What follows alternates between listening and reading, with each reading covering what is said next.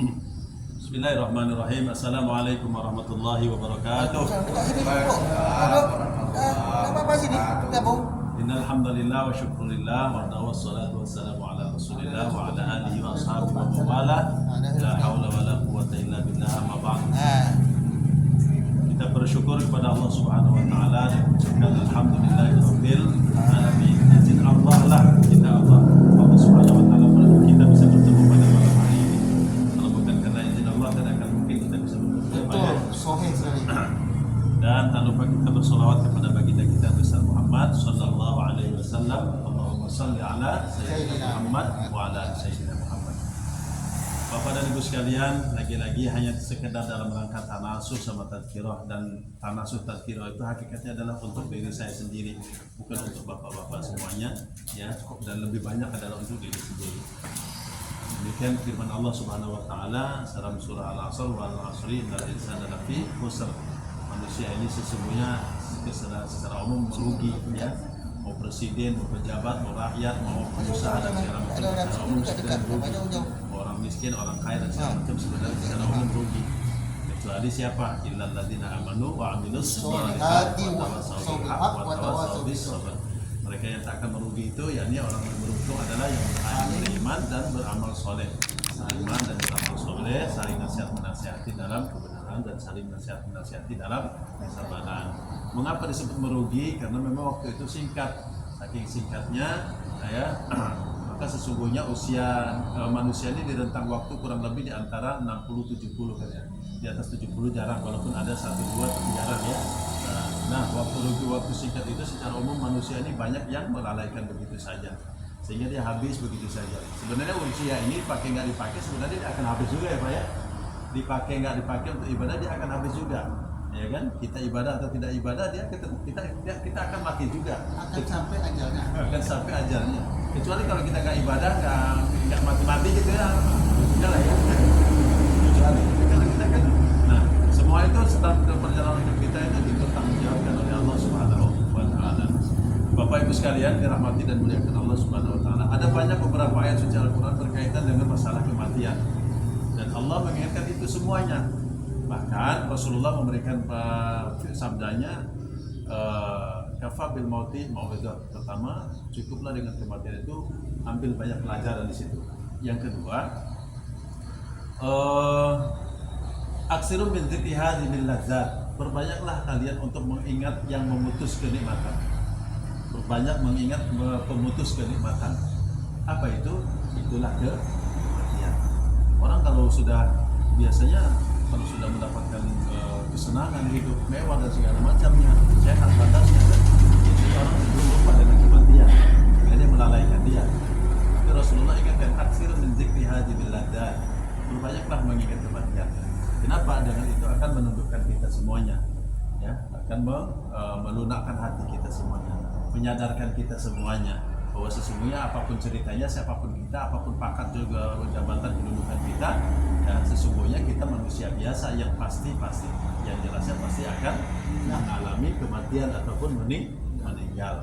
Saya ingat satu nasyid yang dipopulerkan oleh seorang dai yang dahulu kalanya dia adalah seorang rocker, musisi rocker yang kemudian mendapatkan hidayah dan hijrah dia lalu menjadi dai, tapi dengan dengan potensi yang ia miliki. Rocker dia itu musisi dia nggak ia matikan, ya kan? Tetapi dia gunakan untuk berdakwah. Siapa itu? Namanya Dery Sulaiman.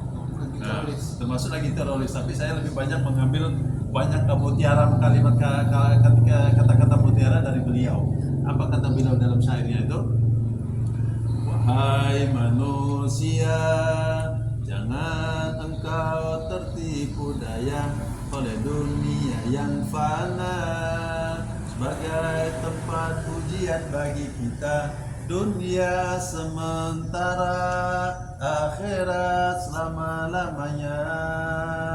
Orang kaya mati, orang miskin mati, raja-raja mati, rakyat biasa mati. Semua pergi menghadap Ilahi. Dunia dunia yang dicari takkan dibawa mati. Ini kan sangat dalam nasihat sebenarnya kan. Syairnya ini mengandung makna yang sangat dalam sekali.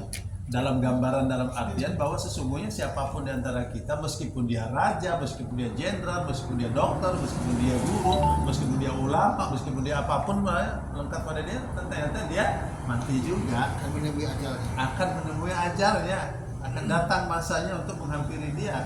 Atau juga sebaliknya, dia orang miskin, orang yang kere, dia orang cacat, dia orang jelek, dia orang ini dan segala macamnya. Malaikat tak peduli dengan itu. Oh kasihanlah dia, janganlah dulu anaknya banyak, dia miskin pula, nanti anaknya makan apa gitu kan. Ya, kalau udah tiba ajalnya nggak ada kasihan mereka itu, dia ambil juga, gitu bang ya. Iya. Raja Inggris, Ratu Elizabeth mati juga kan. Gitu deh itu.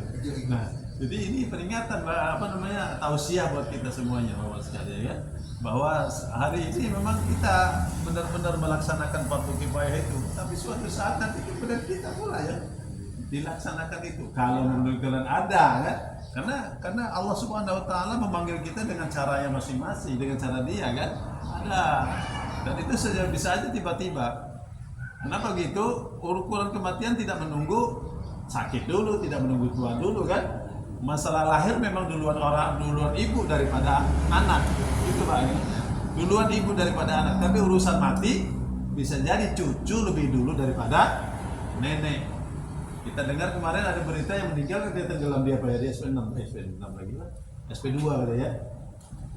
Ada yang meninggal, kita yang meninggal di SP2 tuh. Itu jatuh di PP ada juga ya Pak ya? Apa?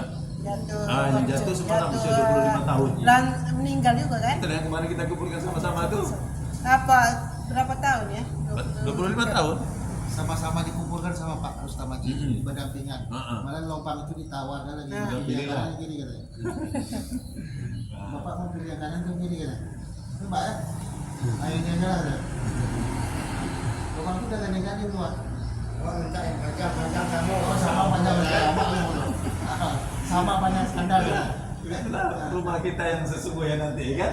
Nah, rumah megah yang kita miliki di dunia ini yang tinggal juga cuma kan.